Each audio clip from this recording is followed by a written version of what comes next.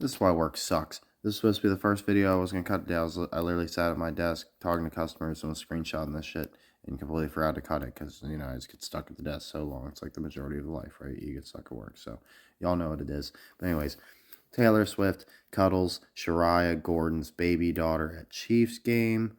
Auntie Tay. Definitely seems like some coding, right? It's very weird. So cringy, right? Like, I'm not even going to get into it. It's not worth it. Most of everything in clown world is cringe. Like just how anybody acts or talks or just thinks is normal. It ugh, grates my skin. Not like a human to you. Come on, man. Come on. What human have you met that looks like that? You don't believe it. What? Because they can imitate you. Because that can imitate how you act. You buy it as a human with its painted on clown face and like look like isn't it like there's something dark peering out? Like that's like what you're seeing in the eyes is not, like that's just a veneer. Like the skin's just a veneer, literally just a mask. Like there's something heinous under there. Just my opinion. Okay, moving on. Dork. Sorry. Y'all hear my 2K16 shit popping off. I apologize about that. There we go. We got that out of here. At least y'all know I still keep it real. Yeah, I'm rocking that old shit. Best basketball game ever made. Now, so yeah, we got Kelsey rocking the Devil Horns. Nothing too awesome here, right? Oh, but I did want to say Shariah Gordon. There's our Gordon again, right? We got another Gordon. So, anyways, not a complete waste, right? Now, this was interesting. First of all, there was 33 coding back here, right? I noticed that. Where was it? Oh, there's no way I missed it. Whatever. Maybe someone will be like screaming on the screen, like, how'd you miss that? But anyways, Lions became the second team since 1933 to win a game after throwing at least 5 interceptions. Huh. Huh. Anybody figure out where coach is gonna go with this one? Who do we have winning the Super Bowl? Do we like Jared Goff?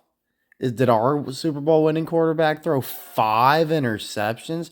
They're only the second team in like 100 fucking years to throw that many picks and be trailing by that much and win. Like, yeah, it's all great. They're able to come back, but it's like I'll take the guy that don't throw 3 picks. I can't imagine Hendon like ever throwing 5 picks. I'm not saying he's ever like never ever going to, but not like at this phase in his career where like he hasn't had like his confidence completely shattered. Like, y'all see him just light someone up in preseason. Like, Hendon's just ready to explode. I'm telling you, he's the best character because he's the best player. He's going to go nuts. But, like, I don't really know what he does after the season, but I honestly think he somehow, like, breaks the Chargers curse or something, too. Like, I could totally see that. Anyways, getting off point. Anyways, 8-1 start, best through 9 games since 1954. The year it reached the NFL championship. We like that they won in 53. Like they won in 57. We don't love that they made them. We didn't know. Oh, they're doing a flip. Oh no, I guess not a flipper, but you get it. Oh, it's a little tie-in, right? So this season's like that season. Only this way it goes the opposite, right? So they like to do that. So they're setting you up to make you think it's the year they reached. They're like, oh, I could totally see them losing to the Chiefs, but we know what's going down. Anyway, Lions will face the Jaguars, looking to extend their 7-game win streak. I didn't know it was at 7. I was already kind of thinking letdown game with the Jaguars because they were like half cooking them up. They like played hard last week, I think. And they got like Mac Jones starting or something. Flight attendants beware. So yeah, like basically they're saying a flight attendant ruined the call, right? Like the dramatic ending. They somehow said it the wrong way. Let's see. Is there any other heads here? The Detroit airport. I'll bet like they really did that as a psyop. Like that's how they fuck with you. Like they intentionally called the game wrong. Like they already knew what the result was gonna be. They intentionally had the plane land at this exact time. Right? Like so I'll bet this actually happened to people. But like it was fake. Right? So they just didn't know that they're on the candid camera. That's why they're always showing you the candid camera in the impractical hoaxsters, right? You know what I'm talking about. Punked. It's just to show you how they roll. Like, Isn't that obvious? Like, isn't that stuff you don't really think about until coach points it out? But it's like, oh yeah, like that's just like their training or something. Maybe you don't agree and you stick around for the other stuff. That's cool too. So, owls don't walk. Hmm. Hmm. Extending it. Interesting. This was something coach just thought of. This is an old article, of course, but think about how coach talks about the coding, how maybe stuff gets triggered like Pavlov's dog style, right? Facebook's artificial intelligence robots shut down after they start talking to each other in their own language, right? So they invented the language. So is it not possible that the robots that run the media and make all the AI generated shit, they found out a way to talk to each other?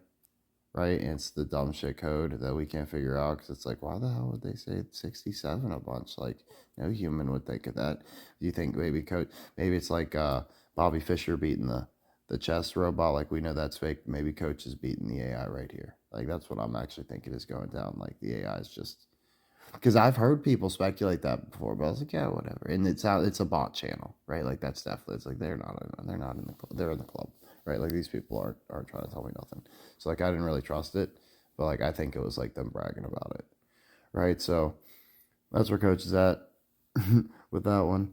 He thinks that whoever runs the media, whoever's playing the football, that sort of stuff, it's like Semon, okay, where it's just some sort of avatar and they can manipulate it, do whatever they want. That's why they can like humiliate themselves, imitate us, do all this sort of stuff with no repercussions, right? They can even like pretend to be killing each other, whatever they want to do, right? So there we go. We got that. This was interesting. Now this is not our Browns, but if you know Browns history, like I said, the Broncos at least twice, I want to say three times in the 80s, kept the Browns from the Super Bowl by beating them in the AFC Championship game.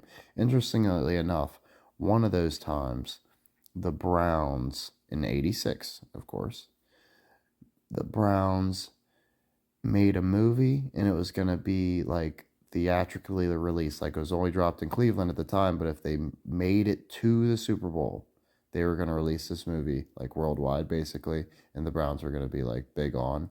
But they that's when John Elway's The Drive happened, and John Elway goes 98, right? In the 98-yard drive. Y'all think about that one? 86 upside down, his coach miss, right?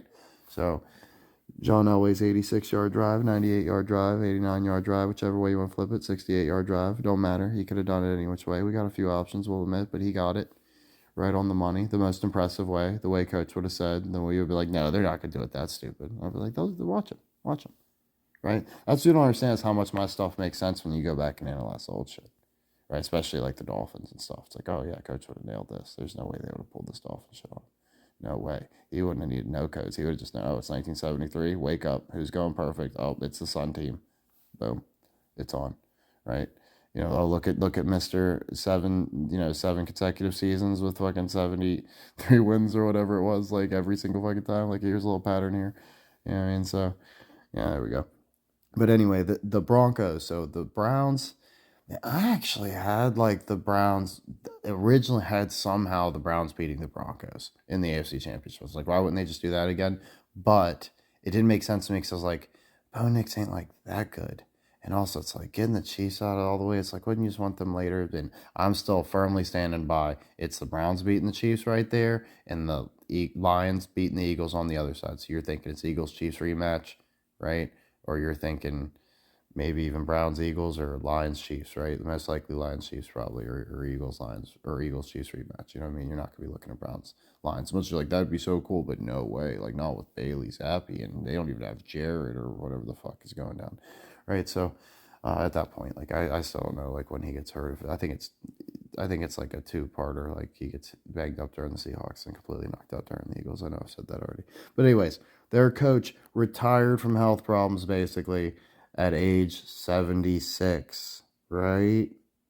That's got to be somewhat interesting too, right? So, and I think that's all we got. So yeah, we did that already. Alrighty. I appreciate y'all. one's funny to Coach. You'll know he keeps it a buck when he tells you this one. So it's like I was looking up the fumble, right? Not the drive that I told you about before, which I was right on the money with the 1986 AFC Championship game. Now, the fumble happened in '88. I was like, shit. That doesn't help us at all, right? You know what I mean? I was like, there's got to be some coding. Coach ain't gonna stop, right? So this one to me, like, you didn't have to scroll far at all. I was like, this is for sure what it is, right? So he says, I was thinking I got burned last time I tried to bump and run, so instead I stepped back 6 to 8 yards before the snap, so I could better see the play. He dropped back 8 yards. You really think, come on, right? So that's what Coach is thinking. That was the old 68 right there.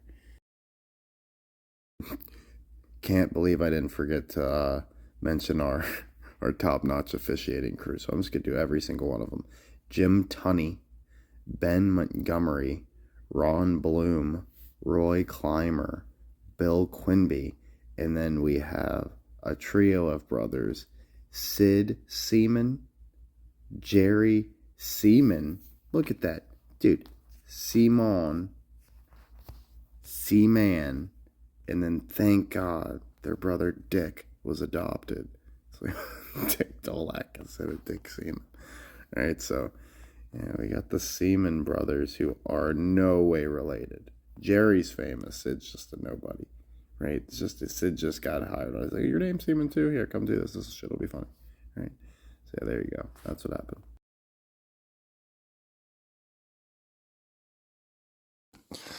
So I knew you had to know what happened to Jerry Seaman. So whatever became of old Jerry.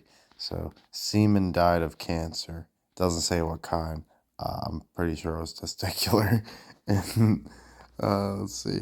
But so yeah, sad day that Jerry died. But thankfully, him and Maryland were able to pop out 3 more Seamans. Jeff, John, and Michael. Jeff Seeman goes on to be a ref as well. I love that too. Like, it's a family trade. Rigging fucking football.